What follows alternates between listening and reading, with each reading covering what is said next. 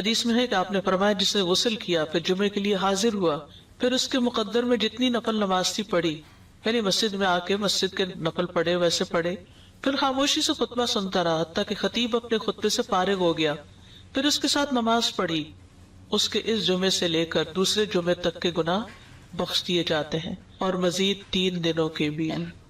جلیس کا لفظ کوئی بھی جو ساتھ بیٹھ جائے، صرف دوست نہیں، جو دلی دوست، کوئی بھی جو پاس بیٹھا ہو اس کی مثال ہے وہ۔ تو اس طرح جیسے ابھی اب دعائیں آپ کو سکھائی جائیں گی نئے لوگوں کو جو سیکھ چکے ہیں، اس میں بھی ہم یہ دعا مانگتے ہیں نا کہ ورزقنی تلاوتہ آناء اللیل وآناء النہار، مجھے اس کی تلاوت کی توفیق عطا کر رات کی گھڑیوں میں اور دن کی گھڑیوں میں۔ یعنی جب آپ قرآن آپ کو یاد ہو جاتا ہے تو پھر کیا ہوتا ہے، کھڑے چلتے بیٹھتے اٹھتے پھرتے آپ کچھ نہ کچھ یاد کر لیتے ہیں۔ پھر اس کو یاد رکھنے کا طریقہ یہ ہے کہ نمازوں میں آپ اس کو پڑھیں، اور جس کے لیے یہاں بات ہو رہی ہے کہ نماز کے اندر اس کو دہرایا جائے، اور اس میں یہ کہ جیسے زہر کی نماز کے لیے ایک صورت رکھ لیں، ایک عصر کے لیے رکھ لیں، پھر مغرب کے لیے، اور اس طرح آپ کی نماز میں کنسنٹریشن خود بخود آنے لگے گی جب قرآن ورائٹی کے ساتھ آپ پڑھیں۔ اور اگر کل ہو اللہ پہ صرف زور رہا، اس کو آپ بے شک شامل کریں اپنی آواز میں، جیسے ایک صحابی تھے وہ ہر نماز کی ہر رکعت میں ہر اور تلاوت کے ساتھ کل اللہ ضرور پڑھتے تھے۔ تو کسی نے حضور سے شکایت کر دی صلی اللہ علیہ وسلم، تو آپ نے اس سے پوچھا تو کہا مجھے اس سورت سے بڑی محبت ہے، تو آپ صلی اللہ علیہ وسلم نے فرمایا تمہاری اس سورت کی محبت نے تجھے جنت میں داخل کروایا۔ تو اچھی سورت ہے ضرور پڑھے رہے، یہاں میرے کہنے کا مطلب یہ نہیں کہ کل اللہ چھوڑ دیں، ضرور پڑھیں، لیکن اس کے ساتھ ویرائٹی کے ساتھ قرآن، کبھی کہیں سے کبھی کہیں سے کبھی کہیں سے، تو آپ دیکھیں گے انشاءاللہ نمازیں بہت امپروو ہوں گی۔ اور سب سے زیادہ جو قرآن پڑھنے کا اجر اور ثواب اور لطف ہے وہ نمازی کے اندر ہے۔ پھر اس کے بعد ہم کیا کرتے ہیں، اللہ اکبر کہہ کر پھر رکوع میں جاتے ہیں،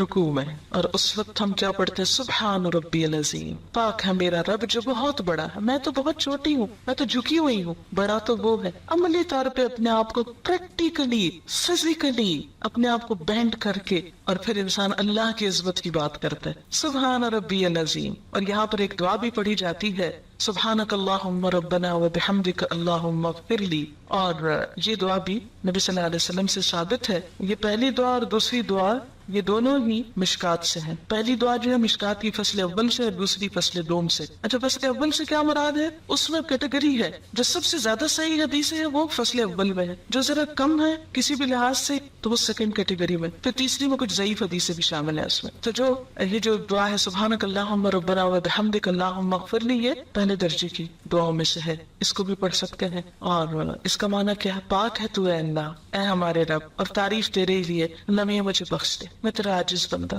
تو میری بخشش کر۔ اب یوں بھی کر سکتے ہیں 3 دفعہ سبحان ربی العظیم پڑھ کے چوتھی دفعہ یہ پڑھ لیں، یا 2 دفعہ یہ پڑھ لیں، جیسے آپ چاہیں، اس میں اوپن چوائس ہے۔ جب انسان اپنی عاجزی کو تسلیم کرتا ہے نا، اپنی کمی حقارت کو، پھر لازمی بخشش کی دعا نہیں کرتے، اللہ تعالیٰ پھر تو مجھے معاف کر دے، معاف کر دے، کیونکہ ہم اللہ کا شکر تو ادا کر ہی نہیں سکتے، اور اس کی نعمتوں پہ شکر ادا نہ کرنا یہ قصور ہے۔ اگر ہم کوئی گناہ نہ بھی کریں، کچھ بھی نہ کریں، چپ بھی بیٹھے رہیں، یہ بھی ایک قصور ہے کہ اللہ نے زبان دی سے اس کے ذکر میں کیوں نہیں استعمال کیا۔ بہرحال پھر اس کے بعد ہم رکوع سے اٹھ جاتے ہیں، اور اس وقت پھر اٹھتے اٹھتے اللہ کی تعریف کرتے ہیں، سمع اللہ لمن حمدہ ربنا ولک الحمد حمدا کثیرا طیبا مبارکا فیہ۔ سن لیا اللہ نے جس نے اس کی تعریف کی، جس نے اللہ کی تعریف کی، اللہ نے اس کی بات سن لی۔ اب دیکھیں کہ جب آپ کو یقین ہو کہ کسی نے آپ کی بات سن لی، بات پہنچ گئی، کتنا لطف آتا ہے اس چیز سے۔ سن لی، کوئی کسی کی بات نہ سنے، کیسا نہ، آپ کسی سے بات کرنا چاہو وہ سنے نہ، آگے سے میں نہیں سننا چاہتا، جو یہاں سے کتنا برا لگتا ہے۔ تو سمع اللہ لمن حمدہ،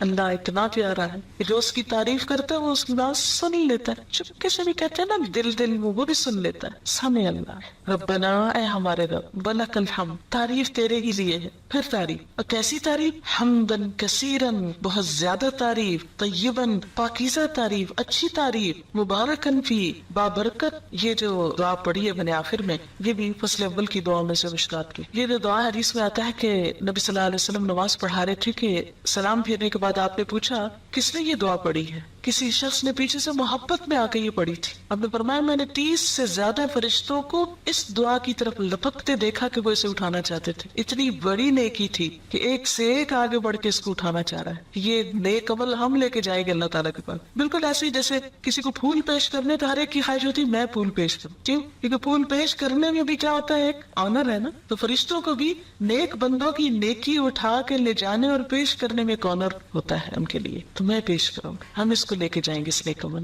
یہ ہمیں دے دے. اچھی چیز ہر کوئی لینے اور اٹھانے کو تیار ہوتا ہے نا. اتنی خوبصورت دعا، حمدن کثیرن طیبن مبارکن فی. بہت تعریف، بہت زیادہ تعریف. جب انسان کسی سے بہت محبت کرتا ہے نا تو کہتا ہے بہت بہت اچھی چیز، بہت زیادہ اللہ کی تعریف. حمدن کثیرن، بہت اچھی والی تعریف. طیبن مبارکن، بہت برکت والی، بہت برکتیں ہوئے اس مبارکن فی. یہی برکت کیا ہوتا ہے؟ نشو نما، بڑھوتری. اتنی تعریف کہ جو بڑھتی چلی جائے، زیادہ سے زیادہ ہوتی چلی جائے، کہیں رکے ہی نہ، ختم ہی نہ ہو. حد کر دیتا ہے انسان تعریف میں. اور یہ وہی کر سکتا ہے جو اللہ سے واقعی محبت رکھتا ہو. پھر انسان سجدے میں آتا ہے، سر زمین پہ رکھ دیتا ہے. عام حالات میں آپ دیکھیں، اگر نماز کے علاوہ کوئی کسی کو کہے اچھا ذرا زمین پہ سر رکھو، کتنا مشکل کام ہے نا. عام حالات میں تو کوئی چیز گر جائے تو ہم کہتے ہیں اچھا فلاں نے ذرا پکڑاؤ یہ گری ہوئی چیز، مجھ سے نہیں نیچے ہوا جاتا. کتنا مشکل ہے. لیکن اللہ کی خاطر محبت میں زمین پہ جا پڑتا ہے انسان، سر رکھ دیتا ہے، ناک رگڑتا ہے اپنی، کیونکہ ناک نہ لگے تو سجدہ نہیں ہوتا. پورا جھکاؤ سر کی طرف ہوتا ہے، ساری عقل کو لا کے ذلیل کرتا ہے اللہ کے سامنے. یا نا یہ سر کیا چیز ہے،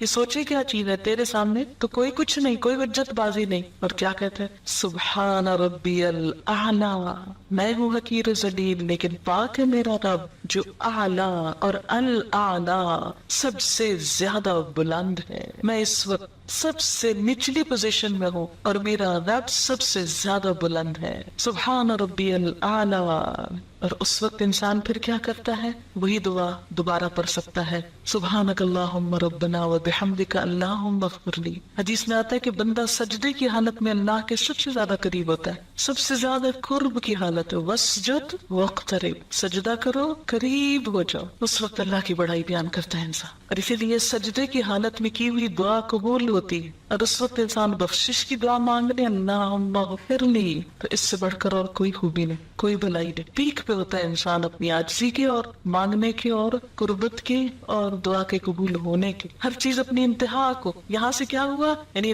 کھڑے ہو کے جو نماز شروع کی تھی، سجدے میں پہنچ کے اپنی ٹاپ پہ پہنچ گئی. عاجزی کی انتہا ہو گئی، تعریف کی انتہا ہو گئی، دعا کی انتہا ہو گئی. اور انتہا کے اللہم اغفر لی، بخشش ہو جائے. عام زندگی میں بھی یہی ہماری سوچ ہونی چاہیے کہ یا اللہ تو بخش دے، بس بخش دے. بخشے گئے تو سب کچھ مل گیا، اور اگر بخشش نہیں، کچھ بھی نہیں. پھر کیا کرتے ہیں؟ بیٹھ جاتے. اللہ اکبر، ہر سٹیپ پہ اللہ اکبر. اب جب بیٹھتے ہیں پھر ایک دعا سکھائی گئی، اور وہ دعا کیا ہے؟ اللہم اغفر لی. پھر بخش دے. بخشش پہ اینڈ کیا تھا سجدے میں، اٹھ کے پھر بخشش مانگ رہے. یہی منتہا. اللہم اغفر لی، اے اللہ مجھے بخش دے. ورحمنی، اور مجھ پہ رحم کر. رحم بھی اللہ کو جب ہی آئے گا نا جب قصور معاف ہو گئے. آپ کسی سے توقع رکھ سکتے ہیں کہ کوئی آپ کے ساتھ بھلا کرے جبکہ اس کا دل آپ کی طرف سے میلا ہو، یا وہ آپ سے ناراض ہو، یا آپ نے اس کو ستایا ہوا ہو؟ کیسے بات کر؟ نہیں، پہلے بخشے جائیں گے تو پھر ہی رحمت ہوگی. اللہم اغفر لی ورحمنی. اور کیا؟ واہدنی. یہ دعا کی ترتیب دو مختلف روایتوں میں فرق ہے. میں اس ترتیب سے جو یہاں لکھی ہوئی پڑھتی ہوں. وجبرنی، میری مجبوری دور کر دے، میرا نقصان پورا کر دے. ورفعنی، اور مجھے بلند کر دے. میں ہوں حقیر، بلند تو ہی ہے، تو مجھے بھی اپنے نام کے ساتھ بلند کر دے. واہدنی، اور مجھے ہدایت دے، راہ دکھا. وعافنی، عافیت دے، صحت دے. ورزقنی، رزق دے. دین معتدل دین ہے، دنیا اور آخرت دونوں کی بھلائیاں مانگنی سکھائی گئی. پھر دوبارہ سجدہ، اللہ اکبر. پھر وہی عاجزی، پھر وہی مغفرت کی دعا، پھر اللہ اکبر. اور اسی طرح دوسری رکعت، اور پھر التحیات. اب بیٹھ جاؤ، بیٹھ کے پڑھو. اب ہم اس میں اپنی مرضی نہیں کر سکتے کہ یہ دعا سجدے میں پڑھ لو، سجدے کی بیٹھ کے پڑھ لو. بیٹھ کے پڑھنے والی کھڑے ہو کے پڑھو. کھڑے ہو کے کیا پڑھوایا؟ سورۃ الفاتحہ. بیٹھ کے کیا پڑھوایا؟ التحیات اور درود شریف. التحیات للہ، سب اچھے کلمات، سب تحفے، سب درود اور وظیفے، سب کچھ للہ، اللہ کے لیے. میرے سارے اذکار، میری ساری دعائیں، میرے سارے اچھے جذبات، میرا سب کچھ میرے رب کے لیے، للہ. التحیہ، تحیہ کا لفظ ہے نا، بڑا جامع لفظ ہے، ایک لفظ میں ترجمہ ہو ہی نہیں سکتا اس کا. تحیہ تحفے کے لیے بھی آتا ہے، ہدیے کے لیے، دعا کے لیے بھی آتا ہے، اچھے جذبات کے لیے. اللہ تعالیٰ میرا سارا مال بھی تیرا، میری ساری دعائیں بھی تجھ سے، میرے سارے جذبات بھی تیرے لیے، میرا سب کچھ تیرے لیے. التحیات للہ، التحیات للہ.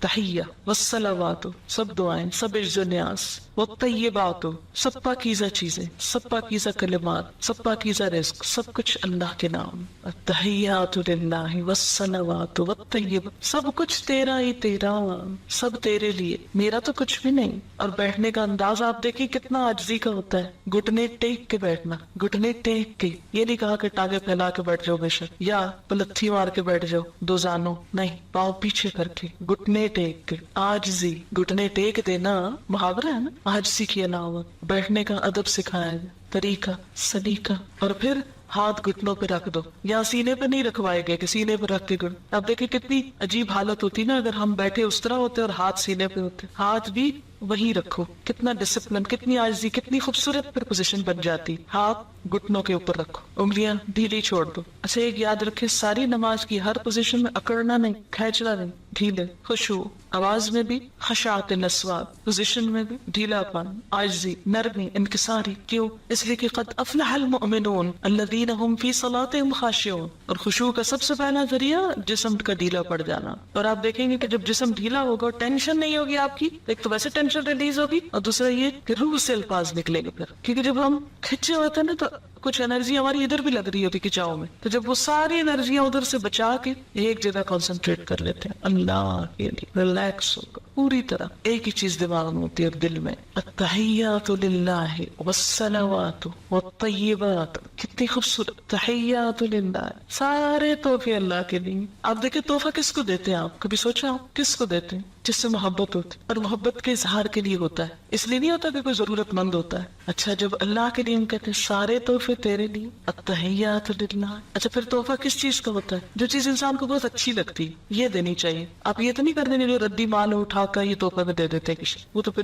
دھوکہ ہے. اپنی اچھی سے اچھی چیز, خوبصورت سے خوبصورت. اسی لیے پیکنگ کتنی خوبصورت, بازو کا اندر کچھ نہیں ہوتا, پیکنگ بڑی اچھی کرتے ہیں, اس لیے تاکہ دیکھنے والا پیکنگ دیکھ کے خوش ہو جائے. اصل مقصود خوش کرنا ہوتا ہے نا کسی کو. تو یہاں بیٹھ کے ہم زبان کے ساتھ اظہار کرتے ہیں کہ اللہ میرا سب کچھ تیرے لیے, تجھے خوش کرتا ہوں. تحیات للہ, التحیات للہ. لیکن عملی زندگی میں کچھ بھی نہیں کرتے ہم, اس لیے کہ کبھی بیٹھ کے گھٹنے ٹیک کے ہاتھ رکھ کے سوچا ہی نہیں کیا کہہ رہے ہیں ہم. التحیات للہ, کتنی محبت کا والہانہ انداز. اللہ سارے تحفے تیرے ہی لیے, ساری اچھی باتیں تیرے ہی لیے, سارے اچھے جذبات تیرے لیے. یاد رکھے تحفہ صرف کسی مالی چیز کا ہی نہیں ہوتا, مال ہی نہیں ہوتا کوئی تحفہ, اچھے جذبات کا اظہار بھی تحفہ ہی ہوتا ہے. اس لیے کارڈ سسٹم ویسٹ میں کتنا چلا, ہر موقع پہ کارڈ, اور کارڈ بھی کیا لکھا ہوتا ہے, جذبات کا اظہار ہوتا ہے نا. تو وہ جو جذبات کا اظہار ہے والصلوات والصلوات والطیبات, اور وہ کیا ہے, پاکیزہ بھی ہیں. کتنے گہرے لفظ ہے تین یہ, التحیات للہ والصلوات والطیبات والطیبات. ہم دیکھیں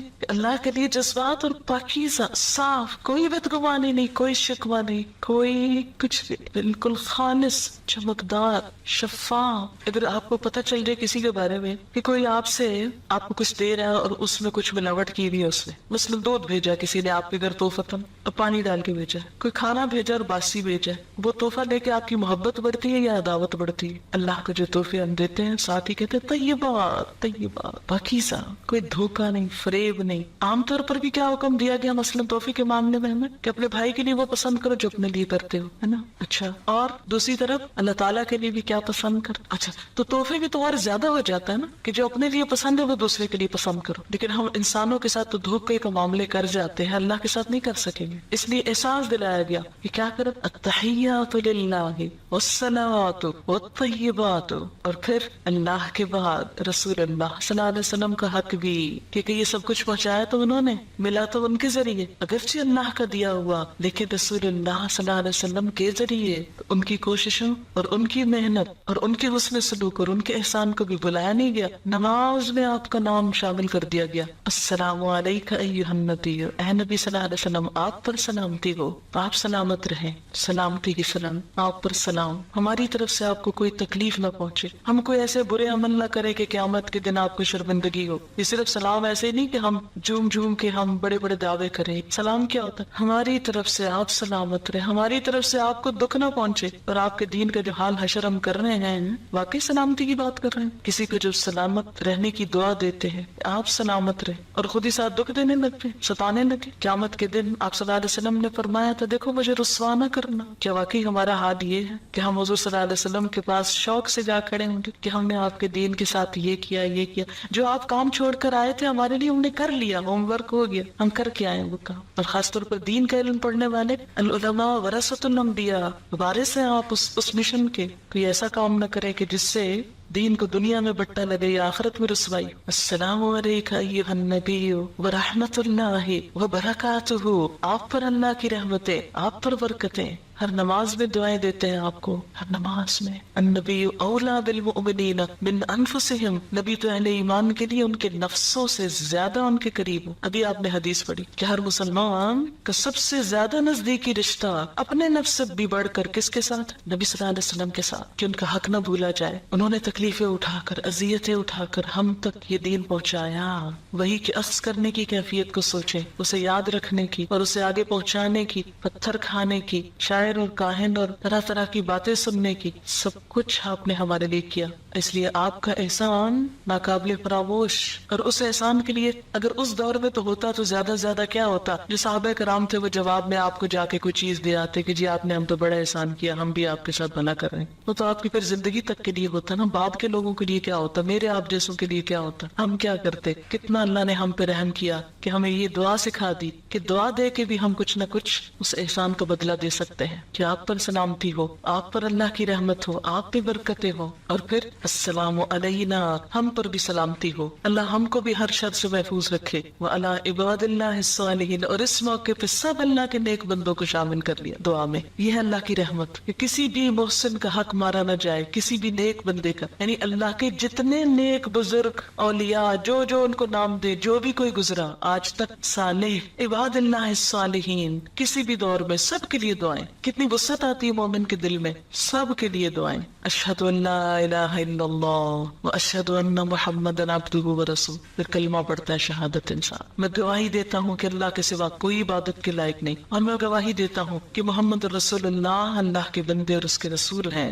کہ میرے رہنما و ہادی و برحق محمد رسول اللہ ہیں. پھر درود شریف پڑھا جاتا ہے خاص طور پر. پھر درود شریف ایک دفعہ سے جیسے حق نہیں ادا ہوا، ابھی کچھ اور. اللہم صلی علی محمد، اے اللہ رحم و کرم فرما محمد صلی اللہ علیہ وسلم پر، وعلی آل محمد، اور آپ کی آل پر. اور آل میں سب ان کی امت شامل ہو جاتی. کما صلیت، جیسا کہ تو نے رحم و کرم فرمایا، علی ابراہیم، ابراہیم علیہ السلام پر، وعلی آل ابراہیم، اور آل ابراہیم علیہ السلام پر. اللہ کے دوست تھے نا ابراہیم علیہ السلام. اب بعض لوگ کہتے ہیں یہ کیوں آیا درود شریف میں کما صلیت؟ کیا حضرت ابراہیم بڑے ہو گئے پھر حضور سے؟ دیکھیں ایک تو کمپیئر نہیں کرنا چاہیے. دوسری بات یہ کہ چونکہ وہ آپ سے پہلے آئے تھے زمانی اعتبار سے، تاریخی اعتبار سے، اور ان پر بڑی برکتیں اور رحمتیں ہو چکی تھی، اور وہ اللہ کے دوست تھے. اتخذ اللہ ابراہیم خلیلا، اللہ نے ان کو دوست بنایا. فرشتے بھیجے جب قوم لوط کی طرف، اور وہ حضرت ابراہیم علیہ السلام کے پاس بیٹے کی خوشخبری دینے کے لیے آئے، تو اس وقت آپ کو یاد ہوگا کہ ان کی بیوی نے جب تعجب کا اظہار کیا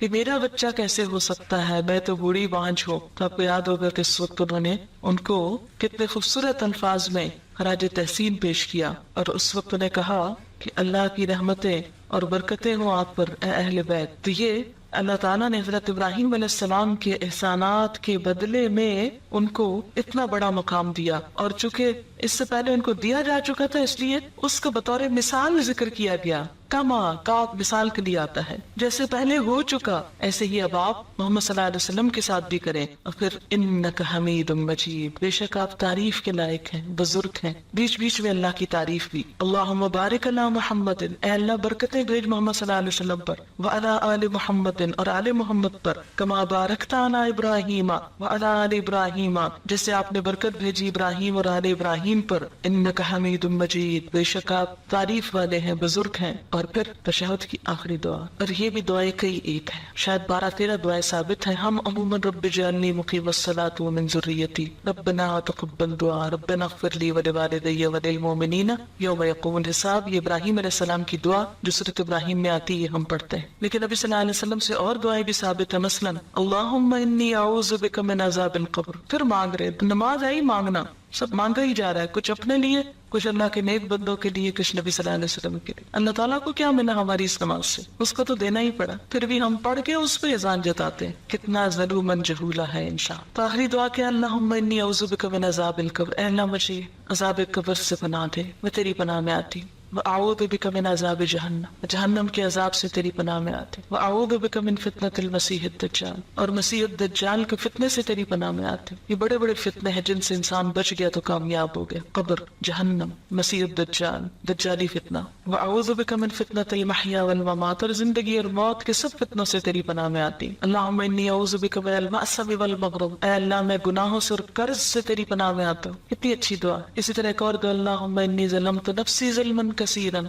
वला यग़फ़िरुज़्ज़ुनूबा इल्ला अंत फ़ग़फ़िर ली मग़फ़िरतम मिन इंदिक वरहमनी इन्नका अंतल गफ़ूरुर रहीम। इलाही मैंने जुल्म किया अपनी जान पर, जुल्म बहुत ज्यादा, और नहीं को बख्श सकता गुनाहों को सिवाय आपके, तो मुझे खास बख्शिश से नवाज। फ़ग़फ़िर ली मग़फ़िरतम मिन इंदिक वरहमनी, और मुझ पे रहम कर दे। इन्नका अंतल गफ़ूरुर रहीम, बेशक तो गफ़ूरुर रहीम है। इसके बाद इंसान क्या करता है? बख्शिश करवा के सलाम फेरता, अस्सलामु अलैकुम वरहमतुल्लाह, अस्सलामु अलैकुम वरहमतुल्लाह। पूरी दुनिया को सलामती का पैगाम सुनाता है कि मैं मुसलमान हूँ, इस्लाम पीस है, और मेरी ज़बान और हाथ से सब महफूज रहेंगे। जो ही नमाज पढ़ चुकता है इंसान, तो फिर उस वक्त मसनून दुआओं में क्या आता है कि सबसे पहले बुलंद आवाज से आप सल्लल्लाहु अलैहि वसल्लम पढ़ा करते थे, अल्लाहु अकबर। इब्तिदा भी अल्लाहु अकबर से, इंतहा हो चुकी तो भी अल्लाहु अकबर, और 3 दफा कहते थे अस्तगफिरुल्लाह, अस्तगफिरुल्लाह, अस्तगफिरुल्लाह। ये पूरी नमाज की 2 ही बड़ी बातें हैं, अल्लाह की बड़ाई और अपने गुनाहों की बख्शिश। अल्लाहुम्मा अंतस्सलाम व मिनकस्सलाम तबारकत या ज़ल जलाली वल इकराम। ऐ अल्लाह, आप सलामती वाले और आप ही की तरफ से सलामती होती, आप बाबरकत हैं, ऐ बुजुर्गी और इज्जत वाले रब। क्यों? इसलिए कि अगर नमाज के बाद फौरन जा नमाज लपेट के उठ जाए तो आपको यूं लगेगा जैसे कुछ पूरा नहीं हुआ, रह गया। इसलिए वो चूंकि पूरे पीक पे इंसान पहुंच चुका था ना, तो एकदम उससे बाहर आकर दुनिया में रल मिल जाना इतना मुमकिन नहीं होता, तो उस कैफियत को आहिस्ता आहिस्ता आहिस्ता आहिस्ता नॉर्मल किया गया है। नमाज शुरू होती वजू के साथ, तैयारी, प्रिपरेशन कि अल्लाह के पास जा रहे, मुलाकात, और इस बात का एहसास कि अल्लाह के पास एक दिन क़यामत के दिन इसी तरह आके मिलना है। 5 दफा तजुर्बा करवाया जाता है दिन में अल्लाह के सामने खड़े होने का, और सब कुछ छुड़वा देने का। हशर के मैदान में भी सब कुछ छूट जाएगा और एक अल्लाह के सामने जाके खड़ा होना होगा। और वो कैफियत क्या होगी? सिर्फ एक दफा अगर कभी सोच लेना नमाज में, सब मस्ती और कसबल निकल जाए और पूरी खुशबू आ जाए नमाज के अंदर कि क़यामत के दिन भी ऐसे ही अल्लाह के सामने खड़ा होना। आज भी खड़ा हूँ, कैसे खड़ा? अल्लाह के सामने खड़ा हूँ, ये अल्लाह के सामने खड़े होना है। और फिर जिस वजू के साथ तैयारी करके नमाज में गए, फिर नमाज पढ़कर भी, जिस तरह कुरान में आता है फसब्बिह व इदबार अस्सुजूद, सजदों के बाद भी रब की तस्बीह करो। लिहाजा क्या पढ़ते? 33 दफा सुभान अल्लाह, 33 दफा अल्हम्दुलिल्लाह, 34 मरतबा अल्लाह अकबर। और इसका इतना अजर और सवाब है कि अगर आप वक्त देखें तो 1.5 मिनट है सिर्फ, लेकिन अगर आप अजर देखें तो बेहद हिसाब। इतना अजर है कि एक दफा नबी सल्लल्लाहु अलैहि वसल्लम के पास कुछ लोग आए, वो पूछने लगे, अल्लाह के रसूल सल्लल्लाहु अलैहि वसल्लम, हमारे कुछ दोस्त हैं जो बड़े अमीर हैं, वो सदका करते हैं, सवाब पा लेते हैं, हमारे बस हम गरीब लोग हैं, हमें भी कुछ बताएं कि हम उनका सवाब पा लें। आपने फरमाया कि तुम हर नमाज के बाद 33 दफा सुभान अल्लाह, अल्हम्दुलिल्लाह, अल्लाह अकबर पढ़ो, तो तुम क्या करोगे? उनके बराबर हो जाओगे। बड़े बड़े सदका, जिहाद और क्या कुछ करने वालों, उनको भी पता चल गया। फिर वो आगे, या रसूलुल्लाह सल्लल्लाहु अलैहि वसल्लम, वो भी ये करने लगे, फिर वो आगे निकल गए। तो आपने फरमाया अल्लाह का फजल है, जिसे चाहे दे। 1.5 मिनट के अंदर आप इतना बड़ा अजर कमाते, गोया आपने ढेरों माल सदका कर दिए जो वैसे मुमकिन नहीं। तो इसलिए पाबंदी के साथ कोशिश करें इसको पढ़ने की, और घड़ी देख लें, आपका कोई बड़ा वक्त नहीं लगेगा। इंसान, ये सिर्फ शैतान का बुलावा होता है कि इंसान ये नेकी न करे और इतना बड़ा अजर न कमाए। शैतान का बुलावा होता है ये। लिहाजा वो कहते हैं, वो देखो वो काम, वो देखो वो काम, वो भी है, वो भी है, वो छोड़ो, फिर कर लेना, चलते फिरते कर लो, उठो उठो यहाँ से। क्योंकि नमाज के बाद अल्लाह की रहमत मुतवज्जे होती है, दुआ मांगने का वक्त होता है। कुछ और जो हम अरबी में नमाज के अंदर नहीं मांग सके, अब बाहर मांग रहे हैं, लेकिन शैतान कहता है किसी तरह ना ही मांगे तो अच्छा, महरूम ही उठ जाए। इसलिए आप देखेंगे कि वो वक्त बड़ा तल्ख और सख्त होता है और अक्सर लोग बरगला लिए जाते हैं। इसीलिए फर्ज नमाज के बाद जो आयतुल कुर्सी है, उसका भी बड़ा अजर है कि जो पढ़ेगा वो उसके बाद फौत हो जाए सीधा जन्नत में। लेकिन आपने फरमाया ये सिर्फ अंबिया, सिद्दीक और शहीदों को ये सिफत मिलती है, हर कोई नहीं इसकी पाबंदी कर सकता। क्यों? क्योंकि हर बात जो नमाज में याद आनी होती, फिर होता है नमाज पढ़ी, जल्दी जल्दी वो बुला के ऑर्डर कर दे सबको जो जो कुछ कहना है, फिर बोलना शुरू कर देते। लिहाजा थोड़ा सा और सब्र। वहां तो फर्ज था चुप रहना, अब क्या है, नफल है चुप रहना। हम कहते हैं ये कौन सी मजबूरी है, पाबंदी, आप तो बोल लो, खैर है बोल लें, लेकिन वो नमाज की पूरी डोज नहीं आएगी, वो पूरी कैफियत नहीं तारी होगी। इसलिए थोड़ा सा सब्र और, लेकिन ये आपको बाय चॉइस है, अब आपकी मर्जी है, आप सब्र करें या ना करें। लेकिन जो कर जाए वो, अब वो वक्त है फल तोड़ने का, अब वो वक्त है नतीजा लेने का, दुआ मांगने का। इस वक्त में अगर आप बोल گئے, چھٹ گیا تو رہ گیا. پھر اس کے بعد یعنی آیت الکرسی پڑھ لیا آپ نے 33 دفعہ, یہ سبحان اللہ الحمدللہ کہہ دیا. پھر مصنون ذکر ہیں کچھ جو نبی صلی اللہ علیہ وسلم سے ثابت ہے نماز کے بعد کرنے کو, اور وہ ہے رب اعنی علی ذکرک و شکرک و حسن عبادتک. اے اللہ مجھے مدد دے کہ میں آپ کو یاد کر سکوں, آپ کا شکر ادا کر سکوں, آپ کی خوبصورت عبادت کر سکوں. نماز پڑھ چکا ہے, پھر دعا اللہ توفیق دینا پھر بھی لوٹ کے آؤں. ایسا نہ ہوگا کہ یہ نماز میں سو جاؤں یا بھول جاؤں یا دل ہی نہ چاہے. اب دیکھیں کہ اگر ہر نماز کے بعد انسان یہ دعا مانگ لیتا تو ایک طرف سے اپنے آپ کو پھر باندھ لیتا ہے یہ نماز کو, ورنہ ایک پڑھے گا اور ایک چھوڑ دے گا, ایک پڑھے گا قضا کر جائے گا. تو اس طرح انسان چھوڑ نہیں سکتا. اسی لیے کتنی باحکمت دعا اس موقع پہ سکھائی گئی, ربی اعنی, اے اللہ تو نے میری مدد کرنی ہے, اللہ ذکر کا کہ پھر تیرا ذکر کروں, شکر کا اور تیرا شکر گزار بندہ بن کے رہوں, وہ حسن عبادت اس سے بھی اچھی عبادت کروں. کیونکہ اس وقت انسان کو فیل ہوتا ہے اچھا میں نے اتنی اچھی نہیں نماز پڑھی, کو بہت سیٹسفیکشن نہیں ہوتی. پھر انسان کو کہا سیٹسفائی ہو جاؤ, مانگو اللہ سے اللہ اور اچھی عبادت کی توفیق. پھر لا الہ الا اللہ وحدہ لا شریک لہ لہ الملک ولہ الحمد وہو علی کل شیء قدیر. اللہم لا مانع لما اعطیت ولا معطی لما منعت. بس تجھ سے مانگتا ہوں, کوئی روک نہیں سکتا اگر تو نے دے دیا, اور کوئی دے نہیں سکتا اگر تو نے روک دیا.